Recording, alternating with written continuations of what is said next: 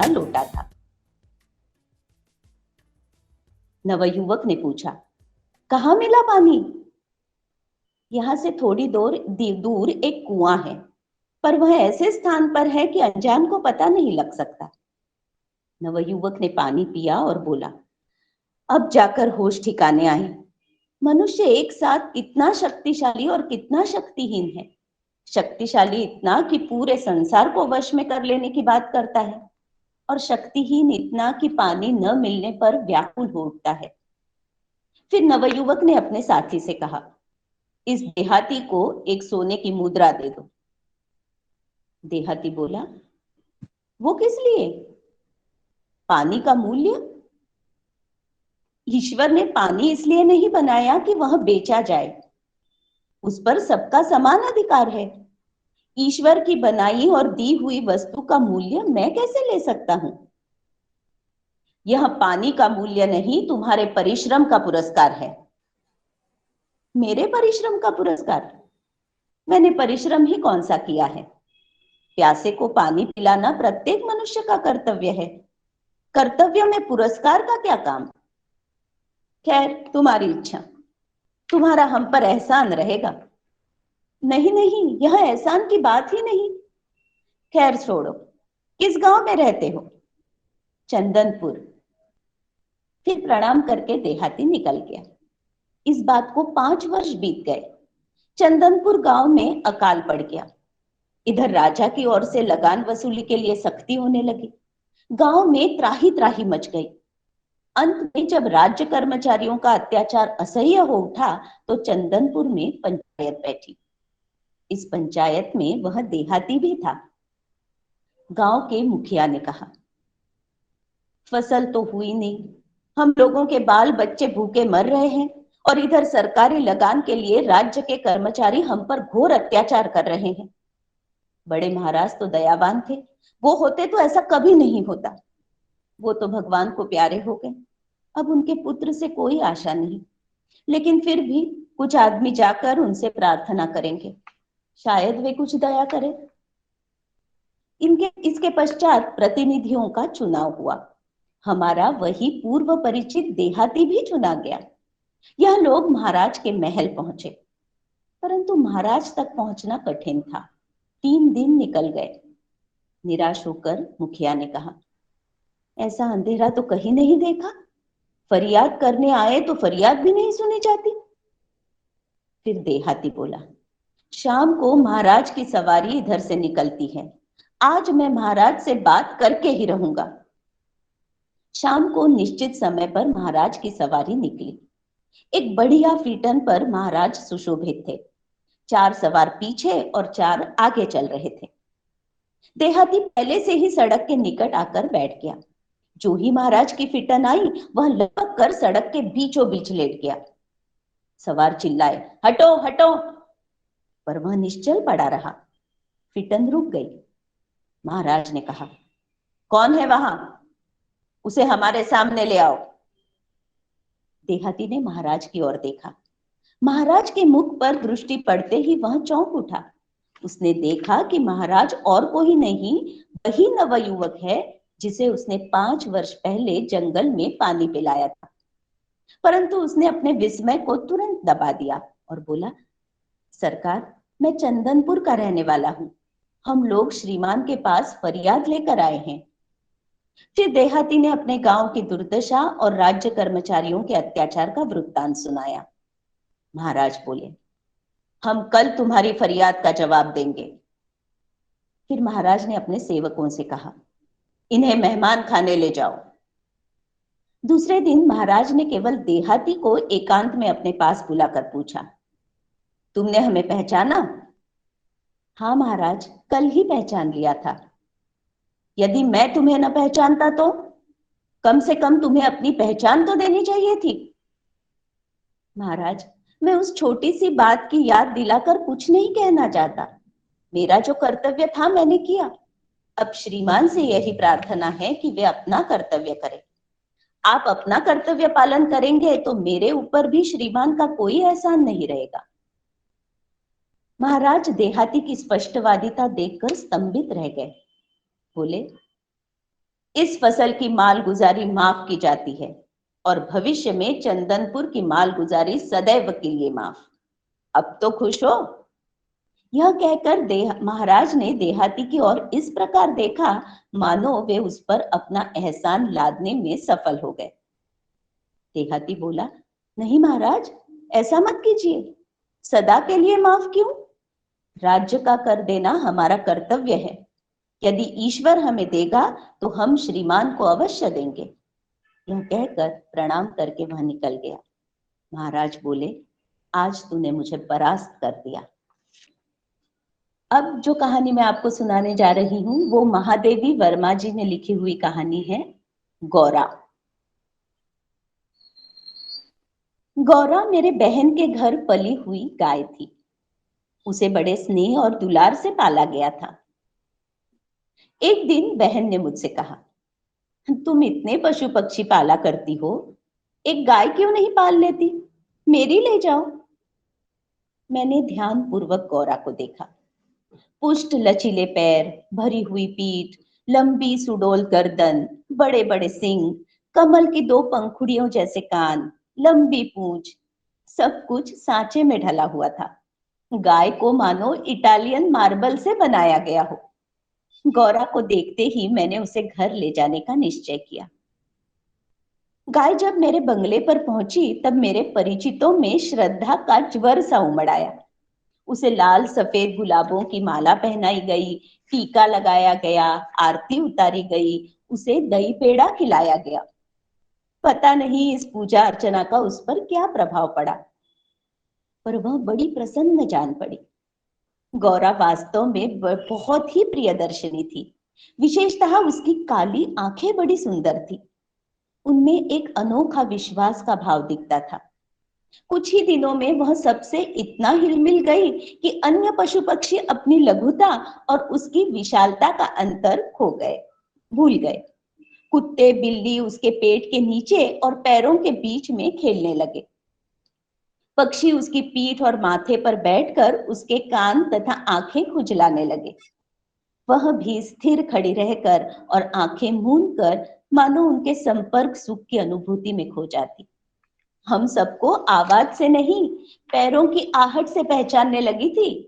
भोजन के समय से भी इतनी परिचित थी कि थोड़ी देर प्रतीक्षा करने के उपरांत रंभा रंभा कर घर सिर पर उठा लेती थी। उसका साहचर्य जनित लगाव मानवीय स्नेह के समान निकटता चाहता था। निकट जाने पर वह सहलाने के लिए गर्दन बढ़ा देती, हाथ फेरने पर अपना मुख आश्वस्त भाव से कंधों पर रखकर आंखें मूंद लेती। जब उससे दूर जाने लगते तब गर्दन घुमा घुमा कर देखती रहती। देखते देखते 1 वर्ष बीत गया। 1 वर्ष के उपरांत गौरा एक पुष्ट सुंदर वत्स की माता बनी।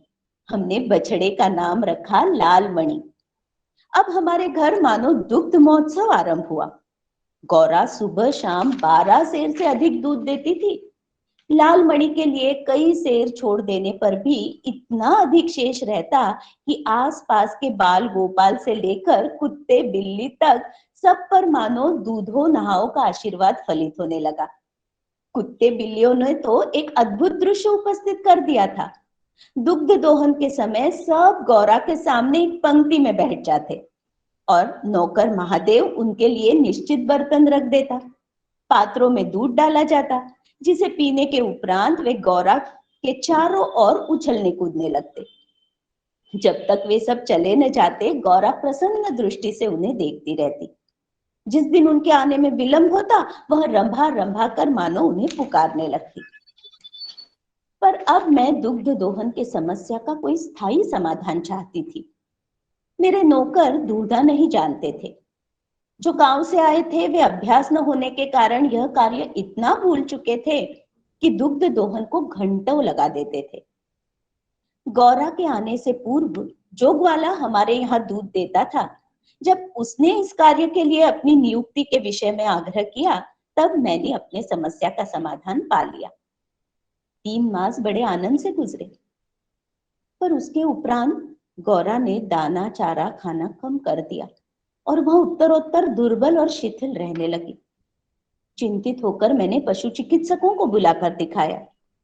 वे कई दिनों तक अनेक प्रकार के निरीक्षण, परीक्षण, एक्सरे आदि द्वारा रोग का निदान खोजते रहे। अंत में गाय को सुई खिला दी गई है, जो उसके रक्त संचार के साथ हृदय के पार हो जाएगी। रक्त संचार रुकने से उसकी मृत्यु निश्चित है। यह सुनते ही मुझे कष्ट और आश्चर्य दोनों की अनुभूति हुई। सुई खिलाने का क्या तात्पर्य हो सकता है? दाना चारा मैं स्वयं देती थी। अंत में एक ऐसा निर्मम सत्य सामने आया जिसकी कल्पना भी मेरे लिए संभव नहीं थी। कुछ ग्वाले ऐसे घरों में जहां उनसे अधिक दूध लिया जाता है, गाय का आना सह नहीं पाते। अवसर मिलते ही वे गुड़ में सुई लपेटकर उसे खिलाकर गाय की असमय मृत्यु निश्चित कर देते हैं और गाय के मर जाने पर उन घरों में पुनः दूध देने लगते हैं। गौरा का मृत्यु से संघर्ष आरंभ हुआ, उसकी स्मृति से आज भी मेरा मन सिहर उठता है। डॉक्टरों ने कहा गाय को सेब का रस पिलाया जाए तो सुई पर कैल्शियम जम जाएगी और उसके चूबने की संभावना कम हो जाएगी। नित्य कई कई सेब का रस निकालकर गौरा को पिलाया जाता। शक्ति के लिए इंजेक्शन पर इंजेक्शन दिए जाते। पशुओं के इंजेक्शन के लिए लंबी मोटी सिरिंज तथा बड़ी बोतल भर दवा की आवश्यकता होती है। वह इंजेक्शन भी अपने आप में शल्य क्रिया जैसा यातनामय हो जाता था। पर गौरा अत्यंत शांति से बाहर और भीतर दोनों की चुभन और पीड़ा सहती थी। केवल कभी कभी उसकी सुंदर पर उदास आंखों में पानी की दो बूंदें झलकने लगती। लालमणि बेचारे को तो मां की व्याधि और आसन्न मृत्यु का बोध ही नहीं था। उसे दूसरे गाय का दूध पिलाया जाता जो उसे रुचता नहीं था। वह अपनी माँ का दूध पीना चाहता था, अपनी माँ से खेलना चाहता था। अवसर मिलते ही वह गौरा के पास पहुंचकर अपना सिर मार मार कर उसे उठाना चाहता था और खेलने के लिए उसके चारों ओर उछल कूद कर परिक्रमा सी कर देता। मैंने बहुत से जीव जंतु पाल रखे हैं। उनमें से कुछ को समय असमय विदा देनी ही पड़ी है, परंतु ऐसी मर्म व्यथा का मुझे स्मरण नहीं। इतनी हृष्ट पुष्ट सुंदर दूध सी उज्जवल गाय अपने इतने सुंदर चंचल वत्स को छोड़कर किसी भी क्षण निर्जीव हो जाएगी, यह सोचकर आंसू आ जाते थे। मेरी एक ही इच्छा थी, अंत समय में उसके साथ उपस्थित रह सकूं। दिन में ही नहीं, रात में भी कई कई बार उठकर मैं गौरा को देखने जाती। एक दिन ब्रह्म मुहूर्त में 4 बजे मैं गौरा को देखने गई। उसने अपना मुख मेरे कंधे पर रखा और वह एकदम पत्थर जैसा भारी हो गया और मेरी बाह पर से सरक कर धरती पर आ गिरा। सुई ने हृदय को भेद कर बंद कर दिया। गौरा को ले जाते समय मानो करुणा का समुंदर उमड़ आया, परंतु लालमणि इसे भी खेल समझ उछलता कूदता रहा। यह थी महादेवी वर्मा जी की लिखी हुई कथा गौरा। अब कुछ हास्य व्यंग, हृदय स्पर्शी था। अब कुछ हास्य व्यंग की कथा सुनते हैं। हरिशंकर परसाई जी द्वारा लिखी समय पर न मिलने वाले। आदमी 3 तरह के होते हैं। एक समय पर घर न मिलने वाले, दूसरे समय पर किसी के घर न जाने वाले, और तीसरे न समय पर घर मिलने वाले न समय पर किसी के घर जाने वाले। हाँ, कुछ मुट्ठी भर जीव बचते हैं जो समय पर घर मिलते हैं और समय पर दूसरे के घर जाते हैं। मैं इनकी चर्चा नहीं करना चाहता। चर्चा उनकी करनी है जिन्होंने सुबह 8 बजे घर मिलने का वादा किया था, पर वे अब घर पर नहीं हैं। मैं बैठक में उनका इंतजार कर रहा हूं। उनका बड़ा लड़का शिष्टता रखने के लिए मेरे सामने बैठा है और किताब पढ़ रहा है। मैं तनाव कम करने के लिए उससे उसके पढ़ाई के बारे में पूछ लेता हूँ, खेल के बारे में बातचीत करता हूँ। वह मेरे बड़े से सवाल का छोटा सा जवाब दे देता है। मैं अखबार पढ़ रहा था, फिर विज्ञापन पढ़ने लगा। बीच बीच में पूछ लेता, तुम्हारे पापा कहाँ गए होंगे? लड़का जवाब देता, पता नहीं। कब तक आ जाएंगे? पता नहीं। कुछ तो कहकर गए होंगे। नहीं। मैं फिर से अखबार पढ़ने लगा। लड़का ऊब उठा था। वह चाहता था मैं जल्द से जल्द वहां से टलूं, मगर मुझे जरूरी काम था, उनसे मिलना आवश्यक, इसलिए इंतजार कर रहा था। भीतर घर की औरतें परेशान थी। उनका बाहर स्वतंत्रता से निकलना बंद। औरतों की बातें मुझे सुनाई पड़ी। यह अच्छा है जी, सवेरे से का आकर बैठ गया है, उठने का नाम ही नहीं ले रहा। कह दिया घर पर नहीं है तो जाता क्यों नहीं? भाभी कौन है ये? अरे वही रे, क्या नाम है उसका? कुछ काम धाम तो है नहीं, यहाँ बैठे वहां बैठे। पर इनकी भी आदत देखो, जिस तिस को कह देते हैं घर आ जाओ घर आ जाओ। मेरा चेहरा लाल हो गया, मगर जरूरी काम था सो बैठा रहा। आखिर मैं उठा, लड़के से कहा, अच्छा भाई, जाता हूं, कह देना तुम्हारे पापा से मैं आया था। लड़का बहुत खुश होकर मुझे नमस्ते करता है। जिनका मैं इंतजार कर रहा था वे शाम के समय रास्ते में मिल जाते हैं और कहते हैं, अरे यार मैं तो भूल ही गया, तुम्हें बड़ी परेशानी हुई होगी, मुझे सख्त अफसोस है। अच्छा तुम कल 8 बजे आ जाना, मैं तुम्हारा इंतजार करूंगा। दूसरे दिन 8 बजे मैं फिर पहुंच गया। बड़ा लड़का फाटक पर आकर मेरे पूछने से पहले ही कह देता है, सुनिए, पापा घर पर नहीं है। नहीं है? कहाँ गए हैं? पता नहीं। कब तक लौटेंगे? पता नहीं। कुछ तो कहकर गए होंगे। नहीं। वह फाटक तक इसलिए भागता आया कि मैं वहीं से लौट जाऊं, और मुझे काम है। मैं खुद फाटक खोलकर अंदर घुस जाता हूँ। छोटा लड़का दरवाजे से ही चिल्लाता है, अम्मा, वो कल वाला फिर आ गया।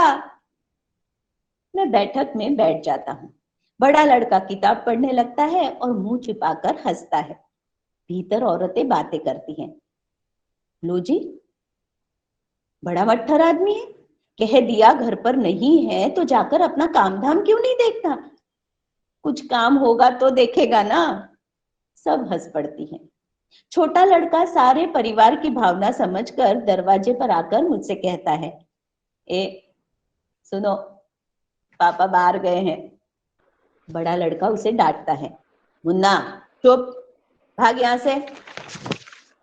छोटा लड़का भाग जाता है, मगर फिर आता है, ए पापा बाहर गए हैं। मुन्ना चुप, चाटा खाएगा। छोटे को अब इस खेल में मजा आ रहा है। वह दरवाजे पर आकर बार बार कहता है, ए पापा बाहर गए हैं। बड़ा उसे डांटता है। छोटा ताली बजाकर भाग जाता है। मैं उठ खड़ा हुआ। अच्छा भाई चलता हूँ, पता नहीं तुम्हारे पापा कब आएंगे। बड़ा लड़का खुश हो गया। जब मैं फाटक बंद करने के लिए मुड़ा तो मैंने देखा सारा परिवार खिड़की और दरवाजे पर है और बड़ी दिलचस्पी से मुझे जाते हुए देख रहा है। इतनी तपस्या के बाद वे कभी घर पर मिल गए तो लगता है भगवान को पा लिया। मेरे और एक दोस्त हैं, उनसे मैं मिलने का समय तय कर लेता हूँ, पर उस वक्त हरगिज उनके घर नहीं जाता। यह निश्चित है कि वे घर पर नहीं होंगे। मैं उनके घर ऐसे वक्त जाता हूँ जब उनके मिलने की बिल्कुल संभावना नहीं है, और वो मिल जाते हैं। जब मेरा उनसे नया परिचय था तब उन्होंने सोमवार को सुबह 11 बजे मुझे घर पर बुलाया खाना खाने के लिए। मैं ठीक समय पर पहुंच गया। मालूम हुआ वे घर पर नहीं है। आते ही होंगे सोचकर मैं बैठ गया। 12 बज गए। मैंने लड़के से पूछा, तुम्हारे पापा कहाँ गए हैं? पता नहीं। कब तक आएंगे? पता नहीं। मैं बैठा रहा। जब 1 बज गया तब लड़के ने कहा, आप कुछ जरूरी काम से आए हैं? अब मैं उसे कैसे कहता कि मैं उसके घर खाना खाने के लिए आया हूँ। मैं समझ गया इस घर परिवार में मेरे भोजन का कोई इंतजार नहीं है। शाम को मुझे पता चला कि जब मैं मेरे दोस्त के घर बैठा था तब वह खुद दूसरे के घर भोजन कर रहा था। मुझे मिला तो बड़ा दुखी हो गया। कहने लगा, अरे यार बड़ी गलती हो गई, मैं तो भूल ही गया। शर्मा जी के घर बैठा था, उन्होंने बहुत जोर दिया तो मैंने वही खाना खा लिया। खैर कोई बात नहीं, तुम कल जरूर आ जाना। ऐसे लोग घर से निकलते हैं, पर रास्ते में जो मिल जाएगा उसी के हो जाते हैं। उसी से बातें करेंगे, उसके घर चले जाएंगे। वहां खाना खा लेंगे, फिर उन्हें याद आएगा कि किसी से मिलने का वक्त तय किया था। हड़बड़ा कर वे भागेंगे, पर रास्ते में कोई मिल गया तो उसी के साथ हो लेंगे। ऐसे लोगों की बड़ी निंदा होती है कि वे समय का कोई ख्याल नहीं रखते और अपना तथा दूसरों का वक्त खराब करते हैं। पर मेरा ख्याल दूसरा है। भाई साहब, ऐसे लोग बड़े ज्ञानी हैं। वे जानते हैं कि काम अनंत है और आत्मा अमर है। जल्दी वे करे और समय का ख्याल वे रखे जिनकी उम्र छोटी हो। हमारी उम्र तो करोड़ों साल की है, क्योंकि आत्मा तो कभी मरती ही नहीं। जो काम इस जन्म में पूरे नहीं हुए उन्हें अगले जन्म में पूरा कर लेंगे, या उसके बाद वाले जन्म में। अरे भाई, जल्दी क्या है। अब कुछ कविताएं सुनते हैं। कविताओं में कम शब्दों में बहुत कुछ कहने की ताकत होती है। इसलिए कुछ कविताएं हम देखते हैं कि वो हमारे जीवन पे क्या असर कर सकती है। जैसे हरिवंश राय बच्चन ने लिखी हुई कविता आप सब लोग जानते होंगे, जो बीत गई सो बात गई। जीवन में एक सितारा था, माना वह बेहद प्यारा था। जीवन में एक सितारा था, माना वह बेहद प्यारा था। वह डूब गया तो डूब गया। अंबर के आंगन को देखो, कितने इसके तारे टूटे, कितने इसके प्यारे छूटे।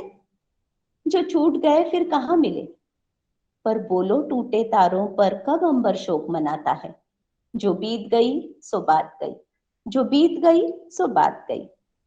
जीवन में वह था एक कुसुम, थे उस पर नित्य निछावर तुम। जीवन में वह था एक कुसुम, थे उस पर नित्य निछावर तुम। वह सूख गया तो सूख गया। मधुबन की छाती को देखो, सूखी कितनी इसकी कलियां, मुरझाई कितनी वल्लरियां। जो मुरझाई फिर कहाँ खिली, पर बोलो सूखे फूलों पर कब मधुबन शोर मचाता है। जो बीत गई सो बात गई, जो बीत गई सो बात गई। हरिवंश राय बच्चन जी की लिखी एक और कविता आपको सुनाना चाहती हूँ, चिड़िया और चुरुंगुल। और इस कविता का ये है कि मेरा बेटा छोटा था, 5-6 साल का। तब हमारे घर के सामने एक डेली नीड्स का दुकान खुला, और उसे देखकर मैंने बोला कि रोहित, तुम जब बड़े हो जाओगे ना, तो ये डेली नीड्स में मैं तुम्हें भेजूंगी और तुम मुझे हेल्प करना, मेरा काम करना, मेरी मदद करना। तो वो रोज सुबह आके मुझे पूछता था, माँ मैं आज बड़ा हो गया, आज मैं रास्ता क्रॉस करके जा सकता हूँ दुकान में। और तभी मैंने ये कविता पढ़ी और बहुत भाग गई। तो आपको सुनाना चाहती हूँ, चिड़िया और चुरुंगुल। चुरुंगुल मतलब चिड़िया का छोटा बच्चा। छोड़ घोंसला बाहर आया, देखी डाले देखे पात। छोड़ घोंसला बाहर आया, देखी डाले देखे पात, और सुनी जो पत्ते हिलमिल करते हैं आपस में बात। माँ, क्या मुझको उड़ना आया? नहीं चुरुंगुल, तू भ्रम में पड़ा। डाली से डाली पर पहुंचा, देखी कलियां देखे फूल। डाली से डाली पर पहुंचा, देखी कलियां देखे फूल। ऊपर उठकर फुनगी जानी, नीचे झुककर जाना मूल। माँ, क्या मुझको उड़ना आया? नहीं चुरुंगुल, तू भ्रम में पड़ा। कच्चे पक्के फल पहचाने, खाए और गिराए काट। कच्चे पक्के फल पहचाने, खाए और गिराए काट। खाने गाने के सब साथी देख रहे हैं मेरी बाट। माँ, क्या मुझको उड़ना आया? नहीं चुरुंगुल, तू भ्रम में पड़ा। उस तरु से इस तरु पर आता जाता हूँ धरती की ओर। दाना कोई कहीं पड़ा तो चुन लाता हूँ ठोक ठटोर। हाँ, क्या मुझको उड़ना आया? नहीं चुरुंगुल, तू भ्रम में पड़ा। मैं नीले अज्ञात गगन की सुनता हूँ अनिवार्य पुकार। मैं नीले अज्ञात गगन की सुनता हूँ अनिवार्य पुकार। कोई अंदर से कहता है, उड़ जा, उड़ता जा परमार। माँ, क्या मुझको उड़ना आया? आज सफल है तेरे डैने, आज सफल है तेरी काया। आज सफल है तेरे डैने, आज सफल है तेरी काया। हाँ चुरुंगुल, तुझे उड़ना आया।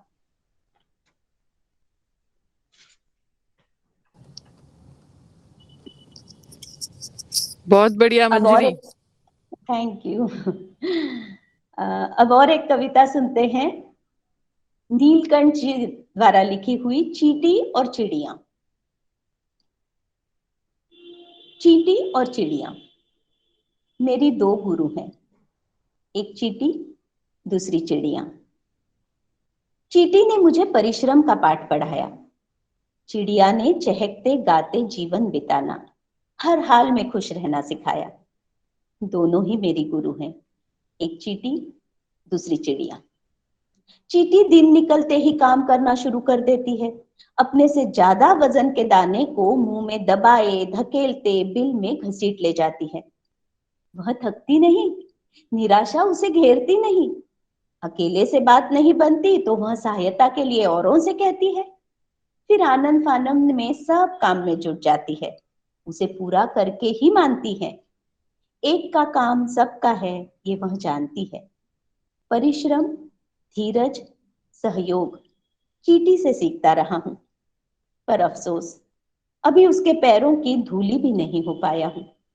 मेरी दो गुरु हैं, एक चींटी, दूसरी चिड़िया। सूर्य का दर्शन करने, भगवान को धन्यवाद देने चिड़िया भोर होते ही प्रभाती गाने लगती है। इस गान के आगे मंदिरों में बेसुरे कंठों से निकले आरती के स्वर नीरस हैं, फीके हैं। चींटी की तरह चिड़िया संग्रह नहीं करती, वह नित कुआं खोद कर पानी पीती है। आज जिसने दिया कल भी वही देगा, ऐसा विश्वास, ऐसी आस्था चिड़िया में होती है। वह गाती है, काम करती है, प्रसन्न रहती है, उसमें असीम विश्वास है, अपने पर भरोसा है। काश उससे आधे गुण भी मुझ में आ जाते तो मैं बदल देता इस मनहूस, आस्थाहीन, अपने दुख से दुखी दुनिया को। मेरी दो गुरु हैं, एक चींटी, दूसरी चिड़िया।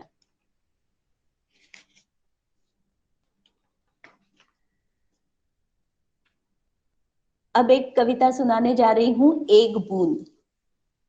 ये कविता का भी ऐसा है कि मेरी बहन की दोनों लड़कियां 10th स्टैंडर्ड में ही उसके घर से बाहर निकलकर बड़े शहर में सीखने को गई। तब हम सबको बहुत दुख होता था कि बेचारी अकेली रह रही है, और तब ये कविता मैंने सुनी तो मुझे लगा नहीं।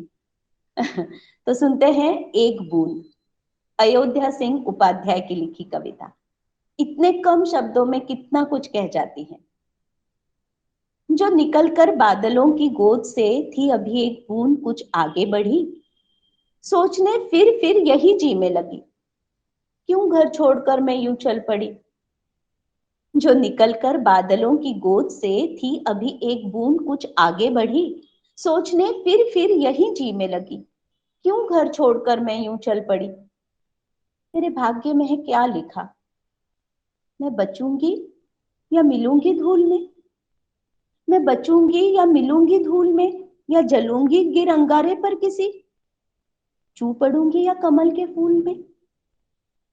बह गई उस काल एक ऐसी हवा, बह गई उस काल एक ऐसी हवा, वह समुंदर और आई अनमनी।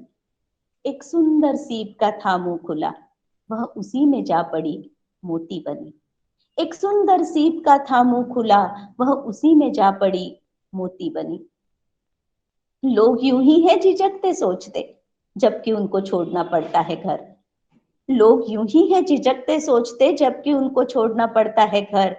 किंतु घर का छोड़ना अक्सर उन्हें बूंद के समान कुछ और ही देता है कर। बूंद के समान कुछ और ही देता है कर। वाह, क्या बात है। अभी जो कविता सुनाने जा रही हूँ वो सूर्यकांत त्रिपाठी निराला जी ने लिखी हुई है, प्राणों से प्रियतम। एक दिन विष्णु भगवान के पास गए नारद जी। एक दिन विष्णु भगवान के पास गए नारद जी, पूछा, मृत्युलोक में कौन है पुण्य श्लोक भक्त तुम्हारा प्रधान। मृत्युलोक में कौन है पुण्य श्लोक भक्त तुम्हारा प्रधान। विष्णु भगवान ने कहा, एक सज्जन किसान है, प्राणों से प्रियतम, उसकी परीक्षा लूंगा, कहा नारद जी ने। हंसे विष्णु भगवान सुनकर यह, कहा, हाँ हाँ ले सकते हो। नारद जी चल दिए, पहुंचे भक्त के यहाँ। नारद जी चल दिए, पहुंचे भक्त के यहाँ। देखा, हल जोत कर वह आया, वह दोपहर को दरवाजे पहुंचकर राम जी का नाम लिया। स्नान भोजन करके फिर चला गया काम पर। शाम को आया, दरवाजे फिर नाम लिया। प्रातः काल चलते समय एक बार फिर उसने मधुर नाम स्मरण किया। प्रातः काल चलते समय एक बार फिर उसने मधुर नाम स्मरण किया। बस केवल 3 बार। नारद चकरा गए। भगवान को किसान ही यह याद आता है। गए विष्णु लोग, बोले भगवान से, देखा उस किसान को, दिन भर में केवल 3 बार नाम प्रभु का लिया है। दिन भर में केवल 3 बार नाम प्रभु का लिया है। बोले विष्णु भगवान, नारद जी, आवश्यक दूसरा एक काम आया है, तुम्हें छोड़कर कोई और नहीं कर सकता। साधारण विषय किसान का, बात को विवाद होगा, तब तक यह आवश्यक कार्य पूरा कीजिए। तेल पूर्ण पात्र यह लेकर प्रदक्षिणा कराइए भूमंडल की। तेल पूर्ण पात्र यह लेकर प्रदक्षिणा कराइए भूमंडल की। ध्यान रहे सविशेष, एक बूंद भी इससे तेल न गिरने पाए। लेकर चले नारद जी, आज्ञा पर धृत लक्ष्य, एक बूंद तेल उस पात्र से गिरे नहीं। योगीराज जल्द ही विश्व पर्यटन करके लौटे बैकुंठ को।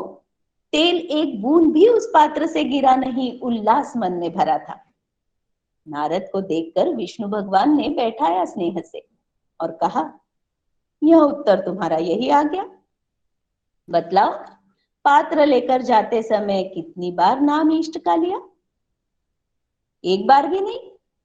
काम तुम्हारा ही था, ध्यान उसी में लगा रहा, नाम फिर क्या लेता? और काम तुम्हारा ही था, ध्यान उसी में लगा रहा, नाम फिर क्यों लेता? और विष्णु भगवान ने कहा, नारद, उस किसान का भी काम मेरा दिया हुआ है।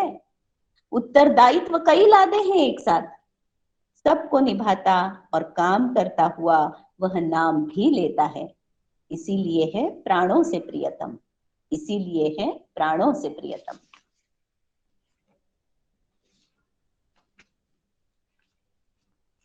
अब फिर से कुछ कथा सुनते हैं। सुभद्रा कुमारी चौहान ने लिखी हुई कहानी है हिंग वाला खान। अम्मा, हिंग, कहता हुआ खान आया, लगभग 35 साल का। आंगन में आकर रुक गया। पेड़ के नीचे बने हुए चबूतरे पर बैठ गया। 9-10 बरस के बालक वहां खेल रहे थे। उन्होंने कहा, अभी कुछ नहीं लेना है, जाओ यहां से।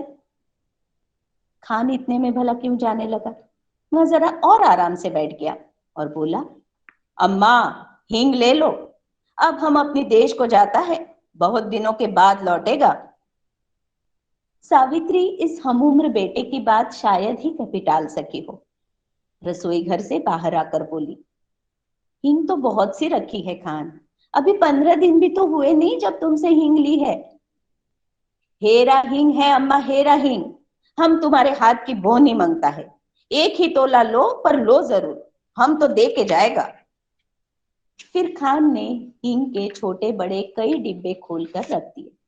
सावित्री उन डिब्बों की तरफ देख भी न पाई थी कि खान ने एक डिब्बा सावित्री के सामने सरकाते हुए कहा, तुम और कुछ मत देखो अम्मा, यह हींग 1 नंबर है, हम तुम्हें कभी धोखा नहीं देगा। हाँ, पर मैं इतनी सारी हींग लेकर क्या करूंगी, ढेर सी रखी है। कुछ भी ले लो अम्मा, हम तो देने को आया है, घर है पड़ी रहेगी। अब हम अपनी देश को जाता है, खुदा जाने कब लौटेगा। खान किसी का जवाब न देते हुए हींग तौलने लगा। इस पर सावित्री के बच्चे बड़े नाराज हुए, कहने लगे, मत लेना माँ, जबरदस्ती दे रहा है। खान ने हींग तौलकर पुड़िया बनाकर सावित्री के सामने रख दी। छोटे बेटे ने पुड़िया उठाई और बोला, ले जाओ तुम्हारी हींग, हमें नहीं चाहिए। सावित्री ने किसी को कुछ नहीं कहा। उसने हींग की पुड़िया उठा ली और खान को पैसे दे दिए। खान सलाम करके निकल गया। सावित्री के बच्चे माँ की यह बात पर बड़े नाराज हो गए। बड़े ने कहा, माँ, तुमने खान को यूं ही इतने पैसे दे दिए, हींग की तो तुम्हें जरूरत भी नहीं थी। फिर छोटा बोला, अब हमें भी पैसे दो, हम भी बर्फ का गोला खाएंगे। फिर बड़ा बोला, तुम माँ से पैसे मत मांगो, वे तुम्हें कभी नहीं देगी, उनका बेटा तो वो खान है, खान। सावित्री को बच्चों की इन बातों पर हंसी आ रही थी, किंतु उसने अपनी हंसी दबाकर क्रोधपूर्ण इसमें कहा, चलो हटो, बड़ी बातें बनाने लगे हो, पहले खाना खा लो फिर जाना बर्फ का गोला खाने। इस बात को कई महीने बीत गए, सावित्री की सब हिंग खत्म हो गई। इस बीच होली आई। होली के अवसर पर शहर में हिंदू मुसलमान दंगे हो गए और खान भी हिंग देने नहीं आया। सावित्री कभी कभी सोचती, हींग वाला खान तो नहीं मार डाला गया इन दंगों में। खान की याद उसे प्राय आया करती। एक दिन सावित्री अपनी 2 महीने की गुड़िया को गोदी में लेकर पेड़ के नीचे बैठी थी। बच्चे आसपास खेल रहे थे। तभी अम्मा, हींग कहता हुआ खान आ गया। बहुत दिनों में आए खान, हींग तो कब की खत्म हो गई। हाँ, हम अपने देश को गया था अम्मा, अभी अभी लौटा हूं, पहले आपके पास आया हूं। यहाँ तो बहुत जोरों के दंगे हुए। हाँ, खान भी सुना, समझ नहीं आते ये लोग लड़ते झगड़ते क्यों हैं। फिर उसने अपना डिब्बा खोला और एक छटाक हींग तौलकर सावित्री को दे दी। छुट्टे पैसे दोनों में से किसी के पास न थे। खान ने कहा, पैसा बाद में ले लूंगा अम्मा, और वह सलाम करके निकल गया। इस बात को कुछ महीने बीते। अब दशहरा आया। दशहरा हिंदुओं का बड़ा त्योहार है। होली पर दंगा हुआ था, हिंदू होली न जला सके थे, इसलिए दशहरा दूने उत्साह के साथ मनाने की तैयारी में थे। शाम को 4 बजे काली का जुलूस निकलने वाला था। सावित्री के बच्चे जुलूस देखने की जिद करने लगे। उस समय उसके पति घर पर नहीं थे। वो भी 2 महीने की गुड़िया को लेकर बच्चों के साथ नहीं जा सकती थी। सावित्री ने बच्चों को कई प्रलोभन दिए, पर बच्चे तो बच्चे, वो न माने। सावित्री के घर का नौकर शामू जुलूस देखने को बड़ा उत्सुक था। वो बोला, अरे भेज दो ना माँ जी, हम ले जाते हैं बच्चों को। फिर सावित्री ने उसकी इच्छा होते न हुए भी बच्चों को भेज दिया। बच्चे खुशी खुशी जुलूस देखने निकल गए। बच्चों को भेजने के बाद सावित्री के प्राण जैसे मूर्छा से गए। अब घर में वह थी और 2 महीने की गुड़िया।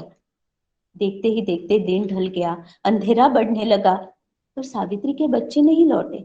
वह उनकी प्रतीक्षा कर रही थी। कभी अंदर जाती, कभी बाहर आती, उसे न अंदर चैन था न बाहर। इतने में सावित्री को कुछ आदमी सड़क पर भागते हुए जान पड़े। उसने आवाज देकर पूछा, ऐसे क्यों भागे जा रहे हो भैया, काली का जुलूस निकल गया। वहां दंगा हो गया है माँ जी, दंगा, पुलिस ने गोली चला दी है। एक ही क्षण में मानो सावित्री के हाथ पैर ठंडे पड़ गए। भैया, मेरे बच्चों की खबर ला दोगे, मैं तुम्हें इनाम दूंगी। आपने अपनी पूरी तिजोरी दी तब भी वहां कोई नहीं जाएगा, क्या हमें अपनी जिंदगी प्यारी नहीं। सावित्री अपने आप को कोसने लगी, आखिर मैंने बच्चों को भेजा ही क्यों, वो तो ठहरे बच्चे, जिद तो करेंगे ही, भेजना न भेजना मेरे मन की बात थी। सावित्री का हाल बेहाल था। पति घर पर नहीं, गुड़िया को छोड़कर बच्चों को ढूंढने नहीं जा सकती, मोहल्ले के लोग भी उधर अटके पड़े, आखिर सहायता के लिए किसे कहती। बच्चों की मंगल कामना के लिए उसने सभी देवी देवता मना डाले। रात के साथ साथ नीरवता बढ़ चली, पर उसके बच्चे लौट कर नहीं आए। वह फूट फूट कर रोने लगी। तभी चिर परिचित स्वर सुनाई पड़ा, अम्मा। सावित्री दौड़कर बाहर आई। उसने देखा बच्चे खान के साथ सकुशल लौट आए हैं। बच्चे बोले, माँ, खान बहुत अच्छा है, भीड़ में शामू तो कहीं दिखाई नहीं। खान ने हमें देखा और अपनी जान की परवाह किए बिना हमें बचाया, खान नहीं होता तो। सावित्री ने खान को धन्यवाद देते हुए कहा, तुम्हें हिंदू लोगों की बस्ती में आने से डर नहीं लगा। ऐसा न कहो अम्मा, बेटे को माँ से मिलने के लिए कैसा डर, कहकर खान निकल गया।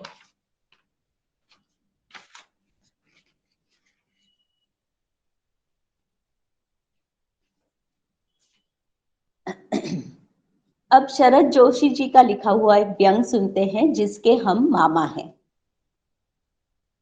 एक सज्जन बनारस पहुंचे। स्टेशन पर उतरे ही थे कि एक लड़का दौड़ता हुआ आया। मामा जी, मामा जी। लड़के लपक कर चरण छुए। सज्जन पहचाने नहीं। तुम कौन? मैं मुन्ना। आपने पहचाना नहीं? मुन्ना, मुन्ना। अरे हाँ हाँ मुन्ना, भूल गए आप मामा जी। खैर कोई बात नहीं, इतने साल भी तो हो गए। तुम यहाँ कैसे? मामा जी आजकल मैं यहीं रहता हूँ। फिर मामा जी अपने भांजे के साथ बनारस घूमने लगे। सोचने लगे चलो कोई साथ तो मिल गया। कभी इस मंदिर कभी उस मंदिर, फिर पहुंचे गंगा घाट। सोचा नहा ले। मुन्ना, नहा लूं? जरूर नहाइए मामा जी, बनारस आए हैं और नहाएंगे नहीं, ऐसा कैसे हो सकता है? मामा जी ने गंगा में डुबकी लगाई। हर हर गंगे, हर हर गंगे, हर हर गंगे। बाहर निकले तो सामान गायब, कपड़े गायब, लड़का मुन्ना भी गायब। मुन्ना, अरे ओ मुन्ना, मामा जी पुकारने लगे। मगर मुन्ना वहां हो तो मिले। मामा जी तौलिया लपेट कर खड़े थे। आते जाते लोगों से पूछ रहे हैं, क्यों भाई साहब, आपने मुन्ना को देखा? मुन्ना? कौन मुन्ना? अरे वही जिसके हम मामा हैं। क्या? वही मुन्ना जिसके हम मामा हैं। मामा जी तौलिया लपेटे यहां से वहां दौड़ते रहे। मुन्ना कहीं नजर नहीं आया। भारतीय नागरिक और भारतीय वोटर के नाते हमारी यही स्थिति है। चुनाव के मौसम में कोई आता है और हमारे चरणों में गिर जाता है और कहता है, आपने मुझे नहीं पहचाना? मैं चुनाव का उम्मीदवार, होने वाला एमपी। आपने मुझे कैसे नहीं पहचाना? आप प्रजातंत्र की गंगा में डुबकी लगाते हैं। बाहर निकलने पर आप देखते हैं कि वह शख्स जो कल आपके चरण छू रहा था, आपका वोट लेकर गायब हो गया है। अरे वोट क्या, वोटों की पूरी पेटी लेकर भाग गया है। समस्याओं के घाट पर हम तौलिया लपेटे खड़े हैं। सबसे पूछ रहे हैं, क्यों भाई साहब, आपको कहीं वो नजर आया? अरे वही जिसके हम वोटर हैं, अरे वही जिसके हम मामा हैं। 5 साल इसी तरह तौलिया लपेटे घाट पर खड़े बीत जाते हैं। अब एक आखिरी कथा सुना रही हूं, हमारे प्रोग्राम का समापन। कहानी द की। आप सब लोगों ने वर्णमाला तो सीखी ही है।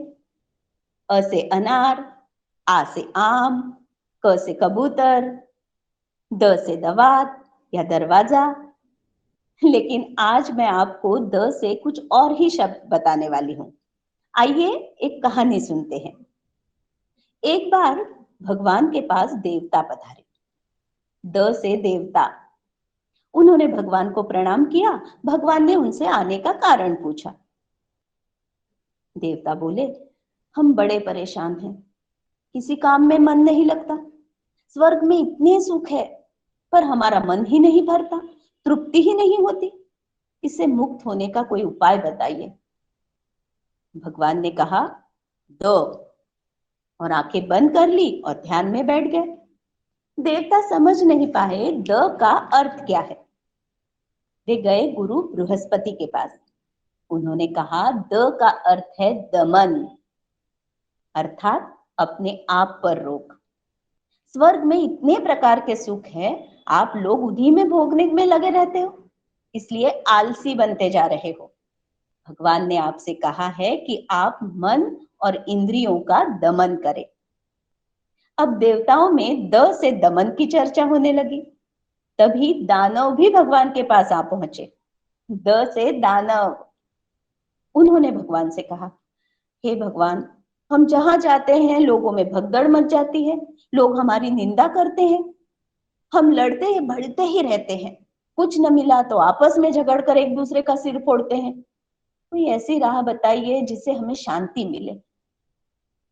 भगवान ने कहा, दो, और आंखें बंद कर ली और ध्यान में बैठ गए। राक्षस द का अर्थ समझ नहीं पाए। वे गए गुरु शुक्राचार्य के पास। उन्होंने कहा, द का अर्थ है दया। तुम लोग बड़े निर्दयी हो, दीन दुर्बलों को सताते हो, किसी पर भी टूट पड़ते हो। यह ठीक बात नहीं है। भगवान चाहते हैं तुम दयालु बनो, दया से तुम्हारी समस्या का हल हो जाएगा। कुछ दिनों बाद मनुष्य भी भगवान के पास आ गए। उन्होंने भगवान को अपना दुखड़ा सुनाया। हे भगवान, हमें कोई शांति का उपाय बताइए। रात दिन हम बेचैन रहते हैं। धन के बिना किसी का काम ही नहीं चलता। धन कमाने की होड़ में सब मारे हैं, फिर भी तृप्ति ही नहीं होती। होड़ बढ़ती ही रहती है, लालच थमता ही नहीं। कृपा करके कुछ ऐसा उपाय बताइए जिससे हमारे जीवन में चैन आ जाए। भगवान ने कहा, दो, और ध्यान में चले गए। मनुष्यों को समझ में नहीं आया द का अर्थ क्या है। वो गए संत महात्माओं के पास। फिर संतों ने उन्हें बताया द का अर्थ है दान। तुम लोग धन कमाने की होड़ में लगे रहते हो, सबको अपनी अपनी पड़ी है। भगवान चाहते हैं तुम जो कुछ भी कमाते हो उससे थोड़ा बहुत जिसे आवश्यकता हो उसे दो, जिसके पास तुमसे कम हो। यह नियम सब मनुष्यों के लिए है। जो जितना कमाए उससे थोड़ा जरूरतमंदों को दान करे, तभी जीवन सुख से भर जाएगा और शांति हो जाएगी। अब जरा आप सोचिए, आप इस कलयुग में भगवान के पास गए और अपनी समस्या बताई, तो भगवान क्या बोलेंगे? भगवान बोलेंगे गुरु डिंगलेमी, अर्थात प्रतिबिंब चैरिटेबल ट्रस्ट जो सिखाते हैं उनकी सीख। जो मनुष्य जाए प्रतिबिंब के पास वह बन जाएगा भगवान का खास। Thank you.